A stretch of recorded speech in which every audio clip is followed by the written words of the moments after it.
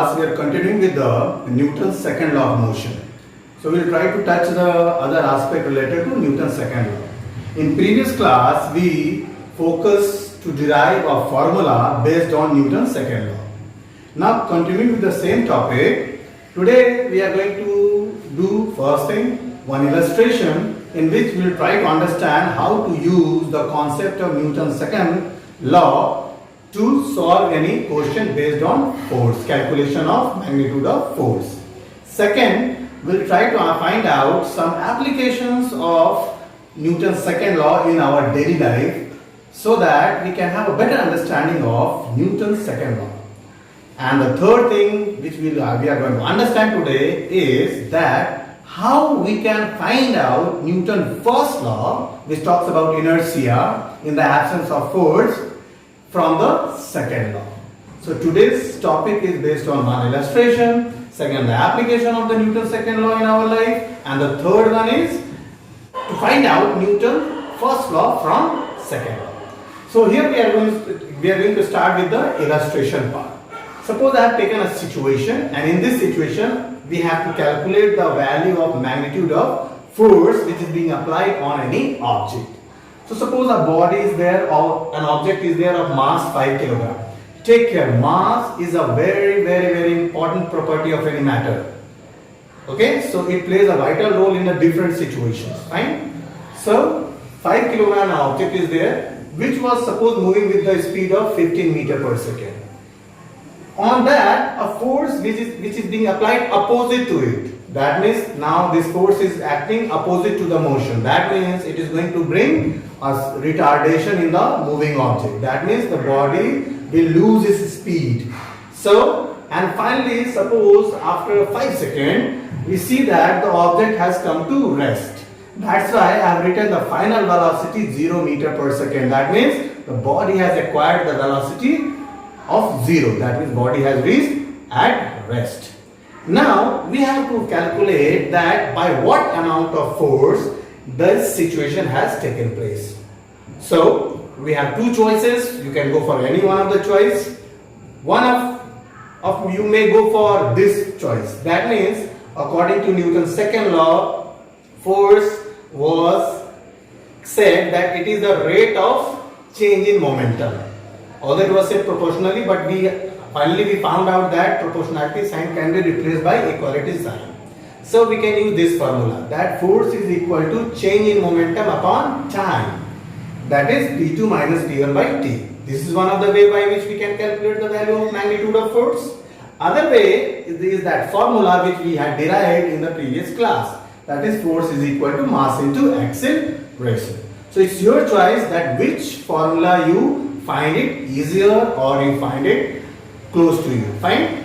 So when we are going to use this formula, so we have to find out the final momentum and then initial momentum. Then only we can find out the difference of momentum which is brought by force and the time. So for that final momentum, that this is the situation. So we can write it mv minus mu. This is showing final momentum minus initial momentum and upon time. Now for this final momentum mass, we will take 5 kg only. That is not going to be changed. So 5 into 0. Why I have taken 0? Because the body is finally coming to rest. So 5 into 0, that is final momentum, minus 5 into 15. 5 kg into 15 meter per second was the initial magnitude of velocity, that is speed. So now 0 minus 75, this product will give 75. So minus 75 by 5, we are going to get minus 15 Newton. Now why this minus value is attached with this value of force? Because it is a retarding force. It is opposing the motion of the moving object. So obviously in that situation all the time we are going to get a value of negative there. Fine. Now somebody is interested to find out with this formula, then also fine. But for this you have to arrange mass, but mass is already provided to you. Acceleration we will have to calculate. So for acceleration we know that v minus v by t, you fill the value 0 minus 15 by 5, you are going to get a retardation value of minus 3 meter per second square. Now when we will replace this acceleration by the value minus 3 and mass with 5, what the product is coming again? 5 into minus 3, that again minus 15 Newton. So either this way or that way, you are going to reach the same destination. That means the value of applied magnitude of force. Fine? So in this way, you can calculate the value of applied unbalanced force. Okay. Now it's time to analyze the formula, and after analyzing the formula, how can we feel that these situations, these analysis is present in our day-to-day life situation. That means we are going to deal with the application part of the Newton's second law. So starting with the very first, that is F is equal to delta P by T. We are going to analyze this formula first, and after that we are going to analyze the second formula, that force is equal to mass into acceleration. In both the ways, these formulas are same, but in different respect we can analyze in different way. But the situation is still same. So first of all, if we analyze this formula, F is equal to delta P by T.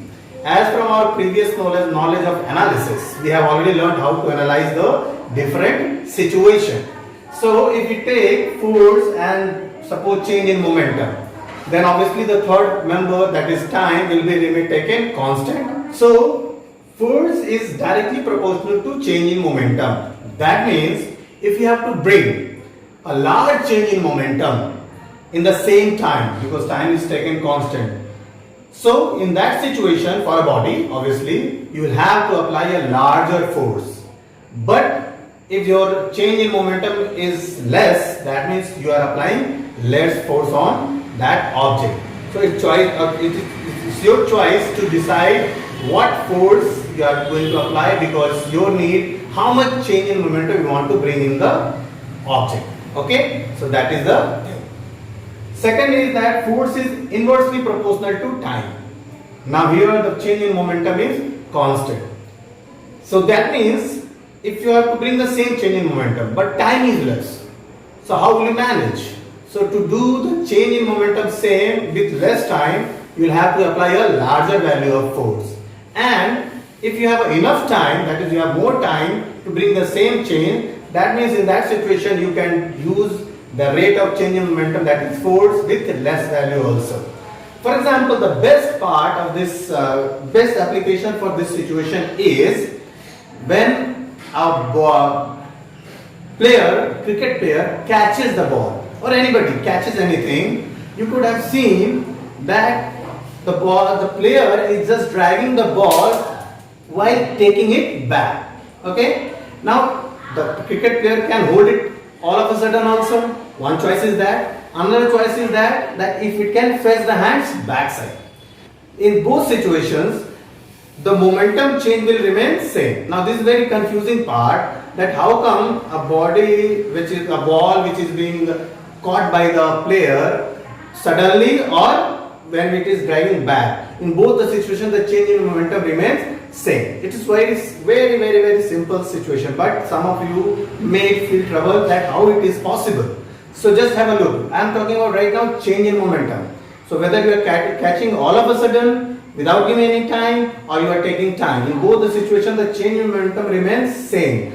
But you are just taking in one situation less time, another situation more time. How come? Suppose the bowler or the player is taking the ball in his hand. So when it is suppose hitting, suppose with some mass and mass, suppose it has momentum 100 kg per second. When it is catching, the final velocity of the ball will become 0, because it is being brought by the player at rest. So the change will be 100 minus 0, that is 100. So what is change in momentum coming? 100. When the player is dragging back again with the same situation, suppose 100 again it is hitting, and again when it is taking back, finally what is he doing? He is bringing the ball at the rest. So again, if you find out in that situation also, when he is dragging back the ball, dragging the ball back, that situation also, while it was hitting with 100 momentum and finally it is coming with 0. So 100 minus 0, again the momentum change is 100. So the value of change in momentum remains same. Then what is different here? Then why the player which is catching the ball all of a sudden has a greater chance of getting hurt, and when it is dragging back the same ball with the same momentum has lesser chance of getting hurt, because here you are just increasing the time. More time if you take with the same change in momentum, you require less force, and due to less force, when we apply less force, then we experience less hurt in our hand. But when we try to to bring the change in momentum with a very less time, for that you have to apply very large amount of force. So in that situation, there is a better chance of hurt. Similarly, why in your car or anywhere, the seat cover which is provided, the seat which is provided is fixed with a thick foam or thick, flexible kind of material. Because if it does not take place, because seat can be a hard surface also, but why it is then covered with that high thick foam or anything? Because when used, or due to inertia, first one we have already studied about that, due to inertia when we move backward, and if the time is, suppose the surface is very hard, so time of application of force will be very less. Now due to less time, the large force will be applied on your head, and it can give a severe damage to your skull. But when it is stuck with the foam or anything, so when it is striking the surface, it is taking time. Now when it is taking time, the amount of force required to change your body's momentum will be less, and in that situation you feel either no hurt, or you can say a less force, less hurt, and you are feeling safe in that. Similarly, you could have seen in the films and all, the stuntman jumps on the floor, thick foam stuff kind of thing there, so that when they jump on that, when they are landing on the foam or anything, it is taking time. So when it is taking time, that means the amount of force required to bring the change in momentum or bring the object from that stuntman from a motion to rest, since time is more, so that's why force is less, and in that situation it does not get a big hurt. So these are the situations by which we can understand that how increasing the time will less chance of getting hurt, because in that situation the amount of force required will be lesser. So that way we can understand. So there are various situations where we take care of that also. Second is, if you analyze this formula, force is equal to mass into acceleration. Here, if we analyze force with mass, then again we have to take the acceleration constant. Now, if we take force and mass with each other, they are opposite to each other on the right hand side, left hand side. Again, according to our previous knowledge, they are friends.